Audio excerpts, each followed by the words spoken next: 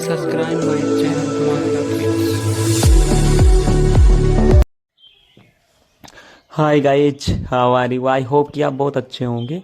तो आज की इस वीडियो में हम पद विचलन विधि से माध्य ज्ञात करेंगे। ठीक है, माध्य ज्ञात करने का 3 विधि होता है, तो इनमें से एक पद विचलन विधि होता है। तो इससे पहले आपको फार्मूला याद होना चाहिए।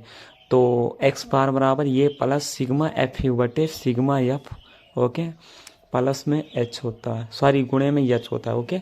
यही हमारा फार्मूला होता है पद विचलन विधि का। ठीक है, तो इसमें जो ये दिखाई दे रहा है इसका मतलब क्या होता है, आइए पहले समझ लेते हैं। तो इसका जो मतलब होता है कल्पित माध्य होता है। क्या होता है? ये का मतलब कल्पित माध्य होता है। ठीक है, हम ये को कल्पित माध्य मानते हैं, ये बात आपको पता होना चाहिए। तो इस इस सवाल में आपको ये फार्मूला पता होना चाहिए।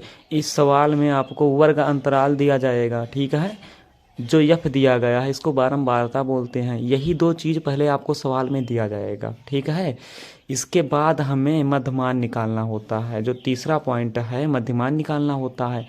मध्यमान माने वर्ग अंतराल का जो पहला जोड़ा दिखाई दे रहा है 0 से 10, इसको जोड़ेंगे, इसका आधा कर दो तो वही मध्यमान कहलाता है। ठीक है, जितना वर्ग अंतराल इसमें दिया गया है सभी को जोड़ के उसका आधा कर देना है। ठीक है, तो यही काम हमें करना है।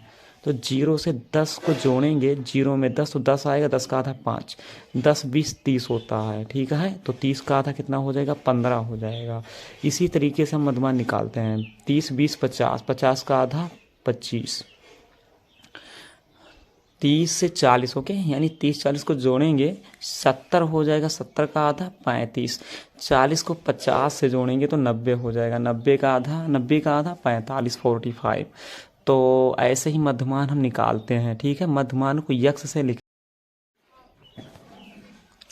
हैं, ओके। तो फिर आइए हम निकालते हैं ये का वैल्यू कैसे निकालते हैं। तो 5 15 25 35 45 ये हमारा मध्यमान। इसी में हमें बीच वाला संख्या देखना होता है। 15 के नीचे 25 है, 45 के ऊपर 25 है, ये सबसे बीच में आ रहा है तो 25 हो जाएगा। अब अगर मैं एक डिजिट छिपा लूँ तो कितना इसमें संख्या बचा? 5 15 25 35 यानी 4। तो बीच में क्या आना चाहिए? 15 25 आ रहा है। तो आप इसमें में से कोई भी संख्या मान लीजिए, 15 या 25, ओके। तो इसमें कोई भी संख्या मान सकते हैं, कंफ्यूज नहीं होना है। इस तरीके से कोई डिजिट आ जाता है तो ये का वैल्यू जो हुआ 25 हुआ। ऐसे ही निकालते हैं हम। ठीक है, ये का वैल्यू। तो अब आइए हम लोग यू का वैल्यू निकालते हैं, क्योंकि सिग्मा एफ यू है ना, तो यफ तो दिया गया, यू नहीं दिया गया, तो निकालना होगा हमें। तो कैसे निकालेंगे? तो इसको बस आपको दिमाग लगाना है। जिसको हमने ये का वैल्यू माना है तो हमने 25 को माना है, तो उसके आगे आपको 0 लिख देना है, उसको 0 मान लेना है। इतना बात समझ में आया? जिसको हमने ये माना है उसी के आगे 0 लिखना है। अब 0 के बाद क्या आता है? 1 आता है तो 1 लिख दो। 1 के बाद 2 आता है तो 2 लिख दीजिए। ठीक है, अब कोई डिजिट नीचे है ही नहीं तो हम आगे तक हम नहीं जाएंगे। उसके बाद ऊपर -1 -2, ठीक है, ऊपर हम माइनस से लिखेंगे और नीचे प्लस का गिनती लिखेंगे। ओके, तो इस तरीके से हम यू का वैल्यू लिखते हैं, निकालते हैं। ठीक है, कोई दिक्कत नहीं होना चाहिए। अब आइए हम लोग देखते हैं। तो ये का वैल्यू जो निकाला गया वो 25 हो जाएगा, बीच वाला। तो उसी को 0 मान लेते हैं। उसके बाद फिर हम प्लस का गिनती लिखते हैं नीचे और ऊपर माइनस का गिनती लिखते हैं। ठीक है, तो मैंने वही किया है, कोई दिक्कत आपको नहीं होना चाहिए। अब आइए हम अगला देखते हैं, एफ यू। इसका मतलब एफ से यू का गुणा कराना है। तो जो अगला पॉइंट होगा एफ यू, अब एफ से यू का गुणा कीजिए। तो एफ का वैल्यू 3, यू का वैल्यू -2, 3 से 2 का गुणा होगा, 3 दूनी 6, माइनस में है तो माइनस में 6 हो जाएगा। ठीक है, इस तरीके से हम सॉल्व करते हैं। बस फार्मूले का खेल है दोस्तों। ठीक है, अब हम करेंगे 4 का गुणा -1 से, 4 एक नम 4, माइनस में 4, 9 से 0 का तो 0 हो जाएगा। 3 से 1 का, क्योंकि एफ का वैल्यू 3, यू का वैल्यू 1, 3 एक नम 3 होना चाहिए, तो कर दीजिए। अब हम 11 का गुणा 2 से कराएंगे तो हमारा 22 हो जाएगा। ठीक है, तो इस तरीके से हम मल्टीप्लाई करते हैं एफ और यू का। ठीक है, अब अगला पॉइंट हम देखते हैं क्या दिया गया है। तो इसका पहले कैलकुलेशन कर लेते हैं। सबसे पहले मैं आपको बता दूं, क्योंकि सिग्मा एफ यू चाहिए तो एफ यू, सिग्मा माने जोड़ना होता है, तो जोड़ो।